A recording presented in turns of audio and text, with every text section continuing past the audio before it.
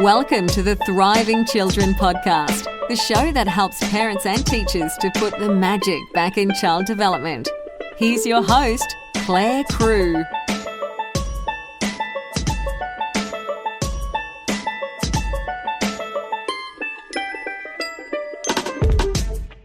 This is episode 81 of the Thriving Children podcast. I'm Clare Crew, and in this episode, I'm chatting with well-known psychologist Dr. Justin Coulson. Welcome to the show, Justin. Thank you, Claire. It's good to be with you. Now, you're not only one of Australia's leading parenting experts, you're also a dad of 6 children. And I've got to ask before we go any further, what's that like? Well, you know, this is the first time I've actually been asked a question and had to think about the answer so much. It's delightful, and at the same time, it's perfectly perverse in its pain and problems. Do you know what I mean? Like, having children is an absolute delight. It's a thrill, but at the same time, it's so hard. And when you've got 6 of them, some of that hardness is multiplied because, you know, there's the 18-year-old who wants fierce, independent opportunities, and then there's the 3-year-old who's utterly and completely dependent, and then there's everyone in the middle. So there's always something going on. We haven't gone to bed or woken up at the time that we would like to for about 18 years. And you know, there's never been a time where we've just jumped in the car and said, let's go and do something, and it's been easy. Everything's expensive with a big family. You know, holidays, hello, we just stay at home. And yet I look at these kids and they just thrill me. They're so perfectly precious, and they're so taxing and trying. And they're helping my wife and I to learn so much more about what life is about and how to be great people and how to make things right when we're not quite so great. Yeah, perfect answer. And I think it would give you such a great ground of resource material and life lessons for what you do as a parenting expert. Like, you're constantly on the journey alongside those that you're supporting as well. Yeah, I try not to bring my family into it too much. I tell a few family stories, but you know, their lives need to be protected and their privacy. And I work with a lot of families around the place and have so many other parents who share their stories with me and are quite open to me disclosing some of those details to help other families as well. So yeah, they give me a bit of material, but not too much. I got to tell you though, because all 6 of them are girls, I think the hardest thing is just getting access to the bathroom. You know how many bathrooms you need to have in your house when you've got 6 daughters? Yeah, probably 6 or 7. Well, we don't have that many, let me assure you. And there have been some tense moments because bathrooms can be, you kind of have to have a booking. You know, we've got the booking sheet on the door, and if your name is not there and you need to use it and somebody else's name is, sorry, but you didn't book it at the right time. You'll need to wait or find another bathroom that's not booked. There you go. All right. So, Justin, the theme of this episode is all about how we can connect deeply with our children. And I thought that a really good starting place would be to talk about the obstacles that can easily get in the way of those daily connection moments. So where do you see a lot of people getting stuck? I ask this question all the time. The reason for it is because the number one protective factor for our children, for their well-being, for their resilience, for their academic outcomes, for their physical health, their psychological health, the number one predictor of positive outcomes is emotional availability. You know, being able to connect deeply, or just connect if we don't have the capacity and the time or the psychological bandwidth to do it deeply, just to connect. So when I'm running my workshops at schools, organisations around the country, I'll ask that question: what's the number one obstacle for you? And of course, nobody wants to put up their hand and disclose their number one obstacle. So I step back and I say, all right, well, let's think about the people that you love. Maybe your sister-in-law, maybe your neighbours. What's their number one obstacle for deeply connecting with their children? And all of a sudden the answers, you know, I've got this friend who really struggles with, and the answers are usually things like technology. Technology is the top of the list almost every time. Because, you know, when you're in the middle of an important game of Candy Crush, and your kids want your attention, it can be hard to prioritize. Like, oh my goodness, not now, please. Or maybe you're watching The Bachelor and there's about to be a decision. And it's so hard to connect deeply with your children when you're distracted by technology. Another very popular response is I struggle to connect with my kids when I'm just trying to do all the stuff that I've got to do. Not even the quote unquote important stuff. I mean, things like cooking dinner or trying to have a shower in peace or go to the bathroom. Just the normal day-to-day stuff where we've got to get stuff done. Can I not just sit down on the couch and have 3 minutes in peace? Can I not empty the rubbish bin without having somebody harass me? And I don't know if that's the case all the time with families with less than 6 kids, but certainly I know this friend who has 6 kids who sometimes says, I just want some peace and quiet. And I have 3, and I would say that's my experience of day-to-day life as well. Yeah, that's right. So the other things that end up on the list, things like media generally. So maybe you're in the car and you just want to listen to the news and the kids want to talk to you.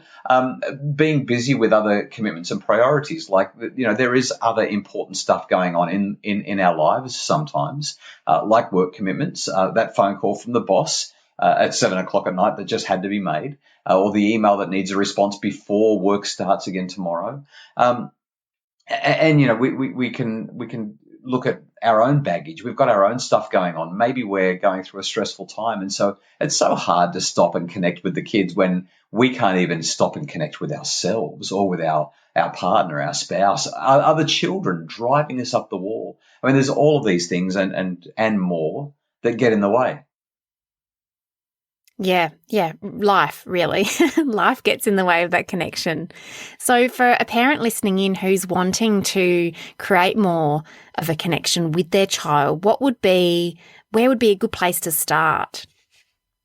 Yeah, look, I think the most important thing to do is actually to recognize that this is an important thing and then to work out how to prioritize it. So I make sure I've got this little list of things that have to be done every day in my life. And it's kind of like a checklist. I know checklists are very 1980s. It's a bit cheesy these days to have a checklist, but it works for me. And I've got time with my kids and I make sure that it happens every day, unless I'm traveling and at a conference somewhere. It's just got to happen. And case in point, last night was just such a perfect example. It's Monday night. The kids are exhausted. They've had a really big day. And my 10-year-old comes to me and says, Dad, I know it's only 6:00, but I'm really tired. Do you think that I can go to bed early tonight? And what parent has ever said, no, you're staying up until your bedtime? I looked at her, I smiled, I said, sweetheart, that sounds like a great idea. Let's organise that. We'd had an early dinner, which was just wonderful. We were organised. And I said to her little sister who shares a room with her, I said, you're only 7. Why don't you come join us? Let's have stories early. And so we had extended story time and we had a little bit of a wrestle and they're in bunk beds. And so I do this kind of bench press where I give them an elevator ride. I lay on my back and I get them to stand on my hands and I push them up into the bed. And we read stories and we spent some time together and we spent an extra 10, 15 minutes on top of what we normally would because they were ready for bed and they were happy to go to bed early. I walked out. It was only 6:45 or something like that. My big kids were cleaning up the kitchen. We sat down and we played Boggle for an hour and a half. And it just felt fantastic. It was so much better than sitting on the couch and surfing, the news websites or looking at what's going on in a Facebook feed or timeline. What a waste compared to being able to have that great time with kids. So I would say the number one thing is you've just got to schedule the time. You've got to make sure that you're absolutely committed to have some one-on-one time with your kids every single day. Data tells us that we're doing it better now than we've ever done it. But when you look at the stats, it's staggering. Mums spend about an hour, maybe an hour and 10 per day with their kids, one-on-one. Dads, 14 minutes. Wow. So I think those are very low numbers. I think that while we've all got our lives to live and we've got all this stuff to do, when we prioritize it, we can do so much better, especially during things like daylight saving. If you're in one of the states that has daylight savings, if you're in Queensland, bad luck, you can't do that. But you can still do stuff inside with the lights on. That's okay. But making sure that you make it a priority is it. We've got this we've got this checklist that I found. It's a survey from an academic paper that asks kids a whole lot of questions about how available their parents are to them. Do your parents remember the things that are important to you? Do your parents show that they care? Do your parents listen? Do your parents pay attention? Do your parents blah, blah, blah, blah, blah? All these kinds of questions. And I was able to share that in my book, What Your Child Needs from You, which is my first book. And at the bottom of that little list there, I've written just a couple of questions for parents. What would your kids say if you asked them to answer these questions? Imagine that you're your kids. What would you say? And my wife was reading through the draft manuscript of this book, and she says, why are you asking parents to imagine that they're their kids? I'm like, well, so that they can figure out what the kids would say. And Kylie was so good. She said to me, why not just tell parents to ask their children? And I'm like, yeah, good point. And then I was paused. I was like, but do we really want to know the answer? Maybe it's better that we don't ask them. And so the very next night, I came home from work, and Kylie said to me, you look after the kids, you play with them in this room. I'm going to interview them one by one. She's sitting in the lounge room with a pen and a paper and this questionnaire list of questionnaire items. And so while I'm playing with the kids, she comes out and she says, all right, you're up, Chanel, you're up, Ella, you're up, Abby, and brings the kids in one at a time. And she asks them all of these questions. Do we show we care? Do we show we listen? Do we remember things that are important? Do we take notice? And so on. And we had our first ever parenting performance appraisal. And that night, as we reviewed those answers together, we sort of patted ourselves on the back because we were doing okay. But there were a few responses that those kids gave us that quite literally had us weeping into our pillows as we reflected on the time where we pushed them away, or we said this, or we did that, or we made them feel like they didn't matter. We hadn't taken the time to connect with them. And literally there were some tears, and there was a resolution that we would make that deep connection happen more as a result of that conversation we had with them. One of the kids said, when Dad's on the computer, see, I have a home office, so I'm always on the computer at home trying to get my work done. And she said, when you're on the computer, or you, Mum, when you're doing craft, you don't listen to me. You say you're listening, but you're not, because you keep doing what you were doing. Ouch. Ouch. As opposed to stopping and looking into their eyes and actually actively listening, I guess. Yeah, that's exactly right. Yeah, it was like, here's this precious little 7-year-old saying, you're not emotionally available to me. You're not connecting with me. You might turn your body towards me, but your head is still staring at the screen. Or, you might say you're listening, but you're still doing that other thing, which means that you're prioritizing that over me. I mean, her insight was just gorgeous for this little kid, and it really, really powerfully affected us and had quite an impact on us. And so, that whole, what did they teach us when we were learning to cross the road when we were kids? It was the whole stop, look, and listen, the jingle that we had to sing. Mm-hmm. I don't know if you had to sing that jingle. I think that the stop, look, and listen concept is so crucial for us as parents to remember when it comes to our children. We need to stop what we're doing. We need to look them in the eyes, and we need to listen to what they're saying. It makes such a difference. You think about yourself, Claire, when you've had that opportunity to have somebody genuinely stop, look, and listen, what a difference it makes. Yeah, it's not restricted just to youngsters, is it? It really is just what we are all craving as human beings, is that connection. And a really little input, like looking at someone, it can really go a long way. It really does. And just thinking about it, if I can extend the metaphor for a second, we teach kids to stop, look, and listen before they cross the road, because there's big, heavy things on that road that are fast moving and could really cause damage if they were to hit one of our children. It makes sense. You stop, you look, and you listen, or you're going to get cleaned up, and that stuff can hurt and worse. But I think that in our children's lives, in their emotional lives, there are these heavy, fast-moving objects hurtling down the highway of their lives. And if we don't stop, look, and listen with them, they may get cleaned up by one of those things, whether it's bullying, or whether it's something horrible that happens on the computer, or whether it's not doing well at school, or whether it's having a learning difficulty, or whether it's just feeling like nobody understands and I've had a hard day, those kinds of things can really damage them if they don't, if we don't stop, look and listen. And so in the example of a child who's had a hard day at school, and they let us know that either in that phrase, in verbal communication, or, their behaviour is all over the place, they're crying, whatever it may be, what would you recommend as an appropriate way to respond to that, to actually connect, as opposed to just brush aside how they're feeling and what they've experienced? Yeah, really beautiful question. Look, I think that we've got to be there first and foremost. We've got to be right there where our feet are. That to me is number one. Be where your feet are. But number two, we need to do something that I think is really hard, and it's not normal practice for parents. And that is, we need to see our child's challenging behaviour or their big emotion as an opportunity for us to connect. And it's pretty rare for a parent to look at their child who's having a meltdown and say, oh, wonderful, this is a chance for us to connect. This is great. I've been looking forward to a big emotion so we can be close. Most of the time we do one of two things. Dr. John Gottman talks about these two things. He says we either turn away from our children. So we say, cut it out. Come and talk to me when you can talk properly. Use your words. Stop being so silly. And that's kind of a nasty way to turn away when we say those kinds of things. Another way that we can turn away, which is even nastier, is we say, I will not listen to you if you're going to behave like that. But the more common way that we turn away is we're just kind of dismissive. We say things like, oh, you'll be right. It's not that bad. Oh, so common. And you're okay. You're okay. You're okay. Yeah. It's okay. Calm down. There's nothing to worry about.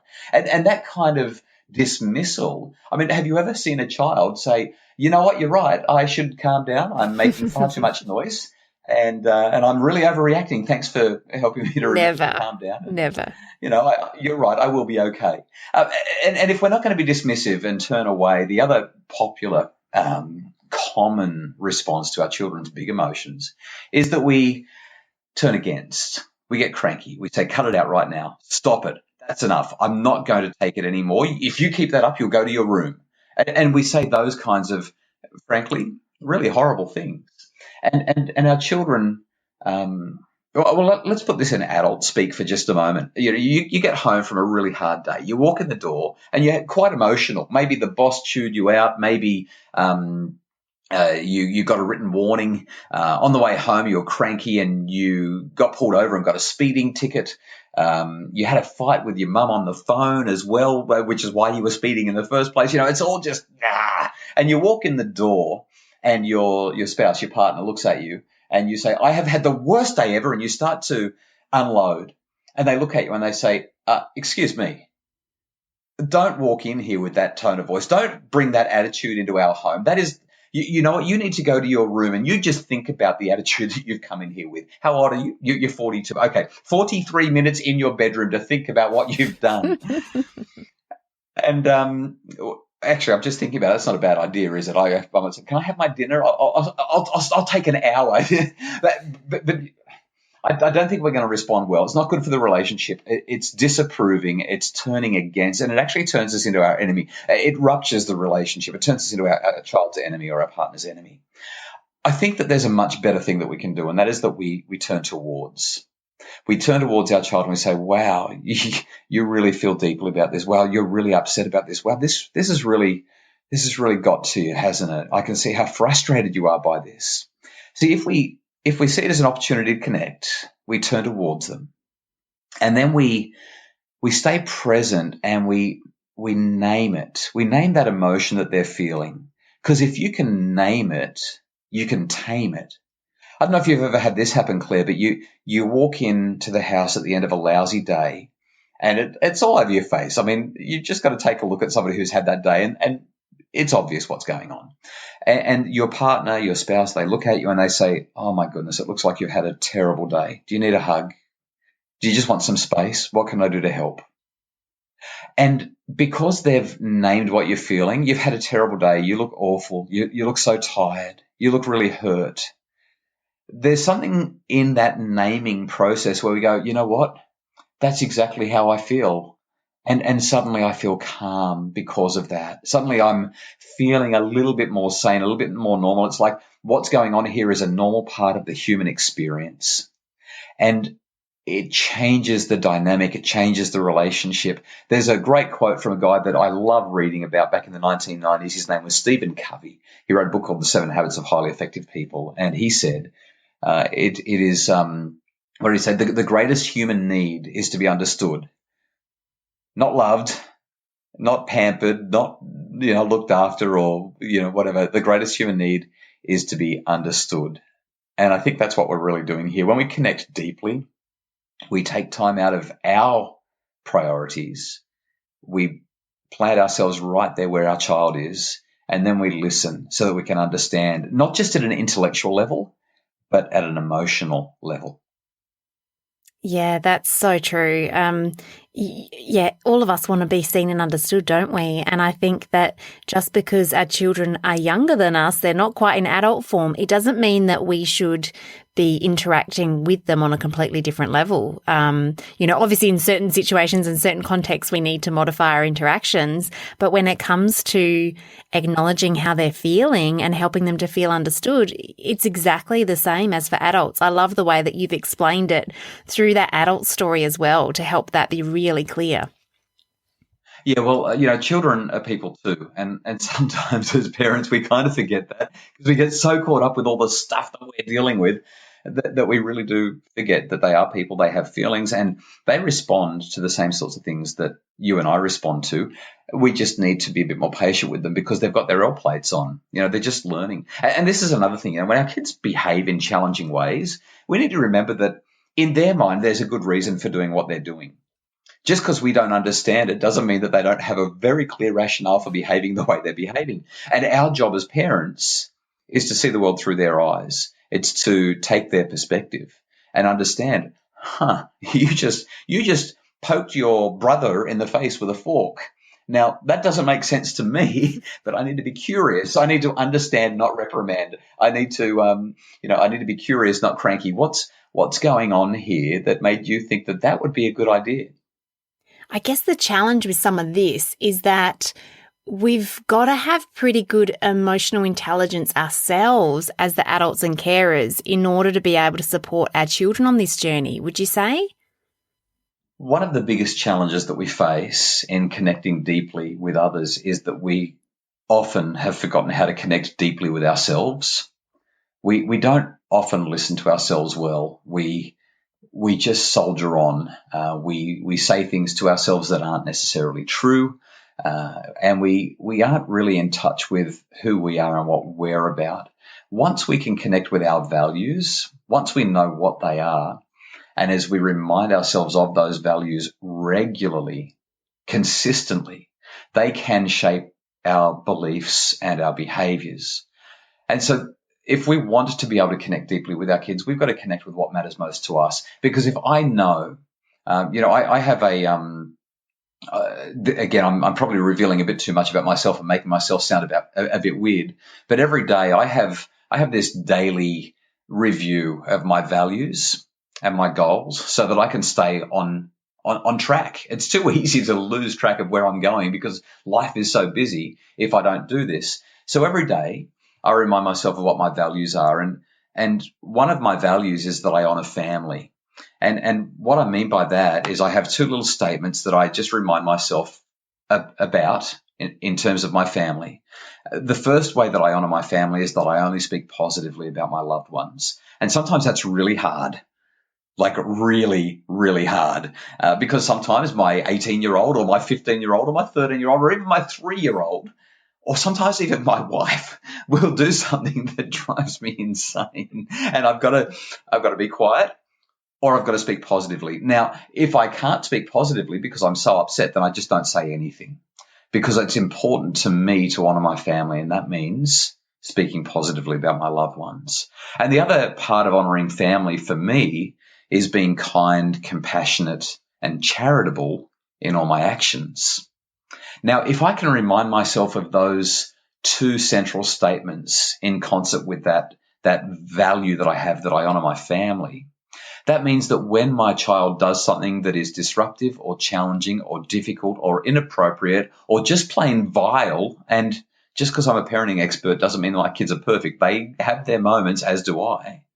But if I can remind myself of those values in that moment, then I'm far more likely to act in harmony with those values. Yeah, I do talk a lot about parenting values, and that, we might raise our children with a different set of values than, the family next door, and that's more than okay. The main thing that I want is for people to follow their own path rather than get caught up in the idea that we have to emulate exactly how everyone around us is doing it. But I think that's also really important what you said there is to actually, whether on a daily, weekly, monthly basis, actually, get quiet and really reflect on what those values are, and whether what you're doing in your life is actually carrying out those values or actually working against them, because we might have a clear understanding of how we want to raise our children long term, but in the day-to-day, it's getting pretty murky.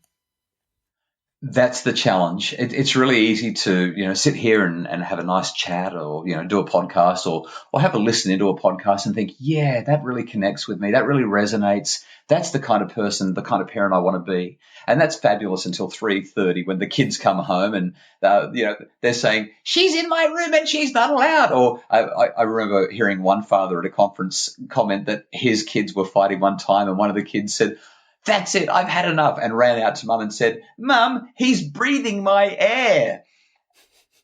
And it's just impossible to deal with this. You draw the line down the middle of the bedroom and say, right, you stay on this side, you stay on that side. Oh, we need to stay so closely attuned to those values if we're going to get through those insane moments. Oh, so important. Something I really want to quickly touch on before we say goodbye is that you often talk about getting the balance right between me time and we time, and that's an important part of this connection with children as well. So do you have any tips for us on that? Yeah, so when I was researching for my book, 21 Days to a Happier Family, which is probably where most of the things that we've talked about today have come from. I've got an online program where I talk about all this sort of stuff and give people a chance to work through it. But when I was researching for 21 Days to a Happier Family, one of the things that I was most surprised to find is that when we focus too much on me time, we actually don't necessarily make ourselves or our families happier. And I was really intrigued by this. See, in my experience, and certainly in working with families, I found this to be the case. But the research shows that the more mums and dads seek after opportunities where they can guarantee themselves some time out, the more likely it is that they actually start to resent the kids. They start to resent the family because the family keeps getting in the way of that me time.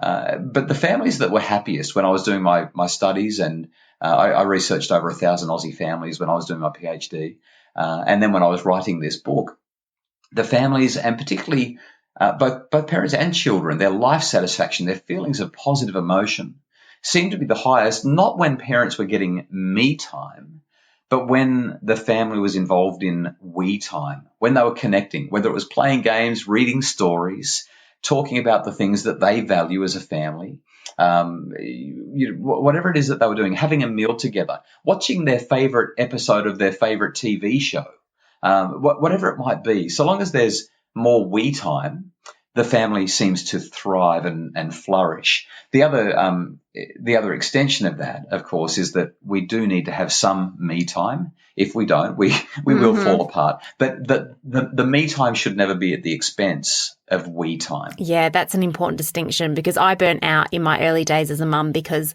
I wasn't getting any me time, and I just felt like my children had to be number one and I was down the bottom of my list. But I love also what you've contributed to the conversation there, that it is a balance. Like, we also can't let the pendulum swing too far in the other direction if we want to have a happy, healthy family. I did some work with some families some years ago, and it just so happened that two different mums were talking to me at the same time about the struggle of the juggle. And one mum insisted that she needed more me time. And I talked her through the research and what my experience and studies have shown. And she didn't want to hear it. She insisted. She said, no, I need more me time. And so we talked about it, and she decided that she was going to have not just a little bit of me time, but a whole lot of me time every single day.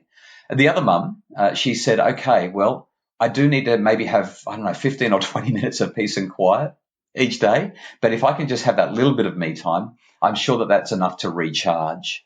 Within a couple of weeks, the mum who focused mostly on we time reported that she didn't need to see me anymore. Her family was happier. She was happier. Her husband was happier. The children were thriving. It was like that injection of we time had made a big difference. It had helped her to turn the corner. She wasn't resenting the family anymore. She was immersed in it. But, to tap into your idea, she didn't go too far with it either. She just made sure that each day they were getting some good quality time, and then the kids were allowed to run their own lives as well. But the mum who insisted on me time, well, she kept on arguing with me for another couple of appointments until she told me I didn't know what I was talking about, and nothing that I'd said had made her family happier. She just couldn't do it. She was so insistent that she needed that me time. She wouldn't give her family we time, and as a result, it just went pear-shaped. And in those instances, we just have to assume that maybe down the track, when they're ready to hear that message, they'll be ready to hear it. Yeah, fingers crossed. That's literally all we can do. Just hope for the best. So where can we find out more about what you have to offer, Justin? Yeah, thanks for asking, Claire. I've got a website, happyfamilies.com.au. On that site, you'll find my books. I've got ebooks. There's a couple of programs as well, including 21 Days to a Happier Family, which, like I said, is probably, based on the things that we've talked about today, the best place to go to really work out how to connect deeply with your family, to connect with your goals, your family values, what you want most as a family, and then to be able to implement that to make your family happier. Not necessarily in 21 days. I got a message from one mum who said it only took 21 minutes. Once I made my decision, once I made my mind up, wow, it just made all the difference in the world, and our family's happy because of it. So I'd say happyfamilies.com.au, 21 Days to a Happier Family is where the best info is based on our conversations. Brilliant. And you also pop up very regularly in the media, which I love, because you've got that dose of common sense and you just speak so articulately and clearly about parenting, but it's so child-centered. It's just lovely. Yeah, thank you, Claire. It's been great to chat with you. So incredibly grateful for your time and expertise, Justin. And I really do think that your DJ voice has brought some much-needed professionalism to the podcast. Yes, I've been working on that my whole life. So thanks again. That brings us to the end of this episode of the Thriving Children podcast. Until next time, be kind to yourself. Thanks for listening to the Thriving Children podcast. For even more goodness, visit thrivingchildren.com.au.